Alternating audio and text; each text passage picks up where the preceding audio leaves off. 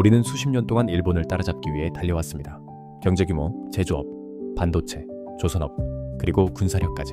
오늘날 한국은 세계 정상권 국가가 되었고 한국군 역시 세계 최상위권 전력으로 평가받고 있습니다. 많은 분야에서 우리는 더 이상 일본을 부러워하는 위치가 아닙니다. 그런데 지금 미국은 군사력 자체보다 더 중요한 기준으로 새로운 국제 질서를 만들고 있습니다. 그런데 왜 지금 한국은 일본보다 훨씬 더 불리한 위치로 밀려날 수 있다는 이야기가 나오는 걸까요? 현대전에서 가장 중요한 건 탱크도 병력도 아닙니다. 누가 먼저 보는가? 미국 의회에서 나온 한 문장. 그 순간부터 한국이 생각하는 동맹과 미국이 생각하는 동맹이 이미 달라지고 있다는 느낌이 들기 시작했습니다. 그리고 그 차이는 생각보다 훨씬 큰 결과를 만들 수 있습니다. 주한미군 사령관 브런슨은 전작권 자체를 반대한 적은 없습니다. 조건이 충족되면 2029년에 양도한다. 전작권과 자주국방은 양날의 검일 수 있습니다. 흥미로운 건 미국과 한국이 같은 전작권을 말하면서도 전혀 다른 그림을 보고 있다는 점입니다. 어쩌면 이 지점에서부터 한국과 미국은 서로 다른 미래를 상상하고 있었는지도 모릅니다.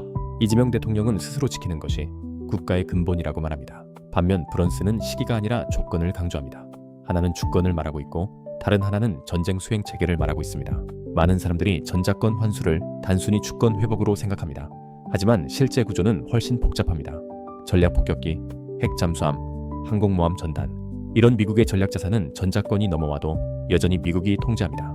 결국 전작권은 권한만 얻는 문제가 아니라 책임도 함께 커지는 문제입니다. 그리고 더 중요한 건 책임을 넘겨받는 순간에도 가장 중요한 정보와 전략 자산은 여전히 미국 손에 남아있을 수 있다는 점입니다. 미국의 최우선은 한국의 지정학적 위치를 한국만 지켜주기 위해 사용하는 것이 아니라 미국의 최우선 전략을 실현하는 데 먼저 사용하는 것이기 때문입니다. 그리고 그 순간 우리가 생각했던 전작권과 미국이 생각했던 전작권이 전혀 다른 의미였다는 사실을 깨닫게 될지도 모릅니다. 가정해봅시다.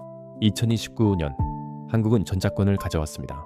그 순간 북한이 서해 도발을 일으키고 같은 날 중국은 대만 봉쇄 훈련을 시작합니다. 많은 사람들은 병력만 충분하면 대응할 수 있다고 생각합니다. 하지만 실제 전쟁은 병력보다 먼저 정보가 움직입니다. 미국은 말할 수 있습니다. 한국이 전작권으로 대응하라. 여기서 중요한 건 병력 숫자가 아닙니다. 누가 가장 정확한 정보를 가장 빠르게 사용하는가입니다.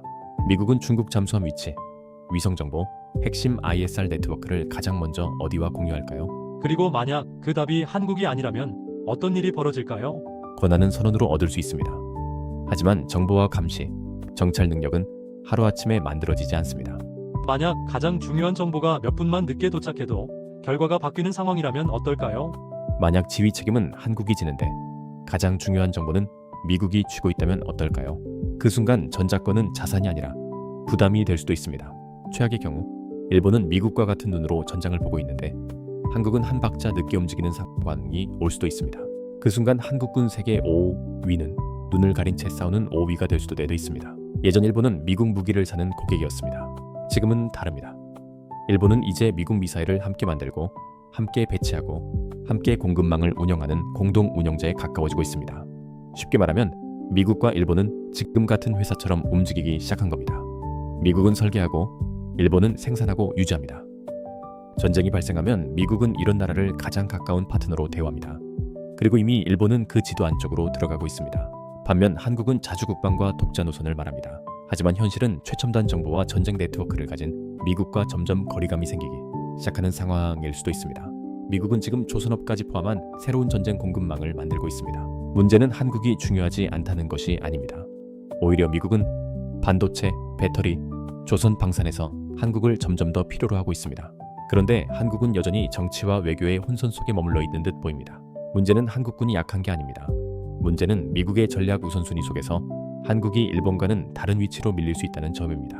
지금 미국은 일본을 단순 동맹이 아니라 전략 자체를 함께 움직이는 일체형 파트너처럼 보기 시작했습니다.